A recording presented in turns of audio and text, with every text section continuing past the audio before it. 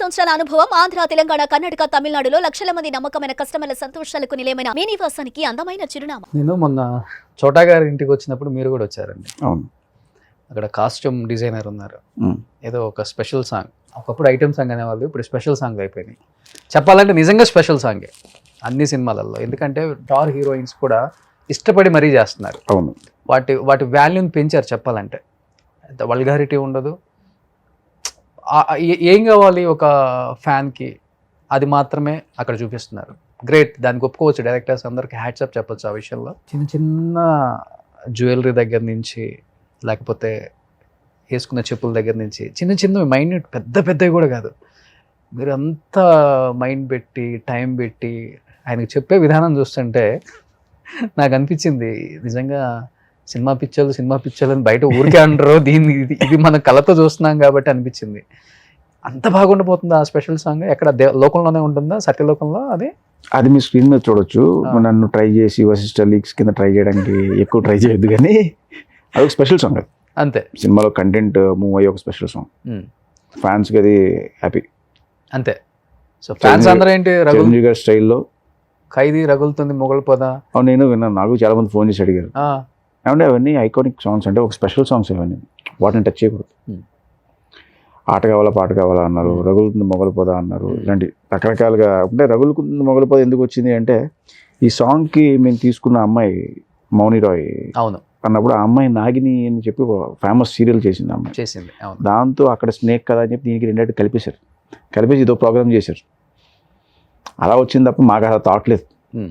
So మేము ఫ్రెష్గా ఒక సాంగ్ చేసాం. ఆ అమ్మాయి కాస్ట్యూమ్ చూస్తుంటేనే 100 వేసేసాను నేను. మీరు లీక్ చేయకండి అంతే. నేను కాస్ట్యూమ్ చూస్తేనే అన్నాను, కాస్ట్యూమ్ ఎలా ఉంటుందో చెప్పలేదు. అదే మీరు చెప్పింది కూడా అదే, ఎలా ఉండబోతుందో చెప్తున్నాను, ఎలా ఉండదో చెప్పలేదని చెప్పి. కానీ ఒప్పుకోవచ్చు అండి, ఇప్పుడు కథలో దమ్ముంది, అసలు ఎలా ఉండబోతుందో చెప్పడంలో తప్పులేదు. ఫ్యాన్స్ ఎక్సైటెడ్ గా ఉంటారు డెఫినెట్ గా. నేను కొత్తగా ఏదో నేను ఏమి బ్రేక్ చేసి ఏం చెప్పలేదు.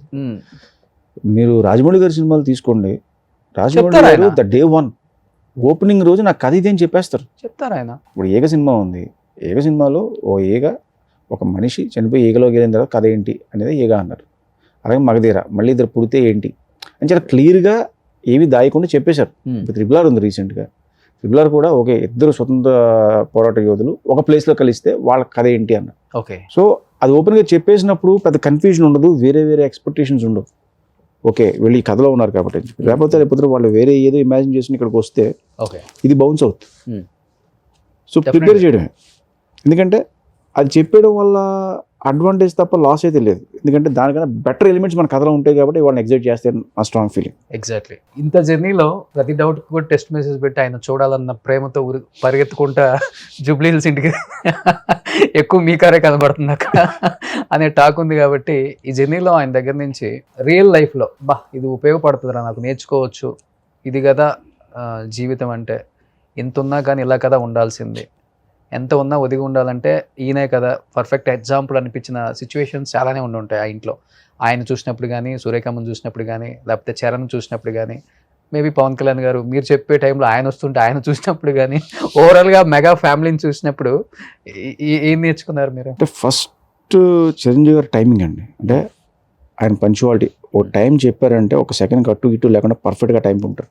ఓకే, మన టైంని మేనేజ్ చేయగలిగితే, టైంని ఫాలో అవ్వగలిగితే మిగతా ఆటోమేటిక్గా సెట్ అయిపోతాయి. టైం పంచువాలిటీ ఉండాలి, ఒక టైమే. ఎస్. అండ్ మిగతా అన్నీ కూడా ఆయన చెప్తారు, అంటే డిసిప్లిన్గా ఉండాలి, ఇవి చేయాలి అవి చేయాలి అని చెప్పి. బట్ టైమింగ్ మాత్రం నేను అసలు ఒక్క సెకండ్ డిఫరెన్స్. షూట్కి కూడా ఏ టైం అంటే ఆ టైం కన్నా 10 నిమిషాలు ముందే రెడీగా ఉంటారు. అండ్ సెట్లోకి ఎంటర్ అయిపోతే వీళ్ళు క్యారవాన్కి వెళ్దాం, రూమ్కి వెళ్దాం అన్నది ఉండదు. అక్కడే స్టూల్ మీద కూర్చుని ఉంటారు ఆయన. ఓకే, ఓ స్టూల్ వేసి అక్కడే కూర్చొని చూస్తారు, మీరు వర్క్ చేసుకుంటామా, నాకేం ప్రాబ్లం లేదు. అంటే నా కోసం మళ్ళీ మీరు అంత దూరం వచ్చి చెప్పాలి, ఈ టైం వేస్ట్ అయితే మీరు వర్క్ మీరు చేసుకోండి, నేను పక్కన కూర్చుంటా అని చెప్పి ఆయన పక్కనే కూర్చుంటారు. ఆ డిసిప్లిన్ సూపర్ అసలు. ఓకే, ఇప్పుడు ఆల్మోస్ట్ చిరంజీవి గారితో వర్క్ చేసిన అందరు టెక్నీషియన్స్తో నేను ఇంటర్వ్యూస్ చేస్తున్నాను. 80s, 90s, 2010, 20 వరకు కూడా ఆల్మోస్ట్ అందరు టెక్నీషియన్స్ 24 క్రాఫ్ట్స్. అందరికన్నా ఎంగ నేనే. వాళ్ళందరూ ఏ టెక్నీషియన్ అయినా కానీ చెప్పేది ఏంటంటే చిరంజీవి గారికి డూపులు నచ్చవు. అవును, ఆయన డూప్ చేస్తే ఒప్పుకోడు, 1కి 4 సార్లు అయినా కానీ ఆయనే టేక్ తీసుకొని చేస్తారు. ఈవెన్ లైట్స్ పెట్టినప్పుడు కూడా ఆయన ఫాస్ట్గా వెళ్ళిపోయే మూమెంట్ ఉంటే ఈ లైట్ రిఫ్లెక్ట్ సరిగా పడలేదు చూడండి కెమెరాలో కూడా చెప్పేంత టాలెంట్ ఉంది ఆయనకి అని మాస్టర్స్ చెప్పారు, కొరియోగ్రాఫర్స్ చెప్పారు, డైరెక్టర్స్ కూడా చెప్పారు. ఇప్పుడు మరి ఆయన డూప్ పెట్టండి అని అడుగుతున్నారా, లేకపోతే అసలు డూప్ వద్దు ఏం లేదని ఇప్పుడున్న యంగ్ హీరోస్కి ధీటుగా సెట్లో యుద్ధం చేస్తున్నారా? అసలు ఆయన డూపు ఇవన్నీ అసలు పట్టించుకోరు. బాడీ డబుల్ గురించి అది ఏం చేయాలి చూస్తారు. ఫస్ట్ మాస్టర్ అసిస్టెంట్ చేసి చూస్తారు. చూసిన తర్వాత ఓకే బయటకు వచ్చింది పైన వెళ్తారు. 90 feet నుంచి రోప్ వేసుకుని ఆయన ల్యాండ్ అయ్యారని చూసాడు. నాకు భయం వేసింది. 90 feet నుంచి ఒక రోప్తో ఆయన కిందకి ల్యాండ్ అవుతారు. ఓకే, ఇది చూసినప్పుడు నాకు భయం వేసేది. అమ్మో ఏంట్రా బాబు ఎలా అవుతుంది ఏమవుతుంది, రోప్స్ కదా మన చేతిలో ఉండవాయి. ఓకే, ఏదైనా అటు ఇటు అయితే ఏంటి, ఈ టెన్షన్ రన్ అవుతాయి. ఫస్ట్ మనకి స్క్రీన్ మీద చూడడానికి బాగుంటుంది దూకినప్పుడు, బట్ ఆ పైనుంచి ఆయన దూకుతున్నప్పుడు ఆ ఎక్స్ప్రెషన్తో ఆ ప్రాపర్ ల్యాండింగ్ ఆయన హ్యాట్స్ ఆఫ్. 90 వచ్చి ల్యాండింగ్ కూడా అలానే వచ్చి ల్యాండ్ అవ్వాలి కింద. 82 feet అది చెప్తుంటే విన్నా. బావగారు బాగున్నారులో కూడా ఆయన బంగీ జంప్ చేశారంట. బంగీ జంప్ అది దాదాపు ఏదో 500 దాకా ఉంది ఫీట్ అని అన్నారు. అప్పట్లో అది మనకు పెద్ద ఫ్యాంటసీ. అది ఎందుకు కర్రా పై షోలు. ఆ తర్వాత బాగా ఫేమస్ అయింది. అది తర్వాత ట్యాంక్ బండ్ దగ్గర కూడా చెమట పెట్టేవారు. సుమన్ టీవీలో మీ పర్సనల్ అండ్ బిజినెస్ ప్రమోషన్స్ కోసం కింది నెంబర్కి కాంటాక్ట్ చేయండి.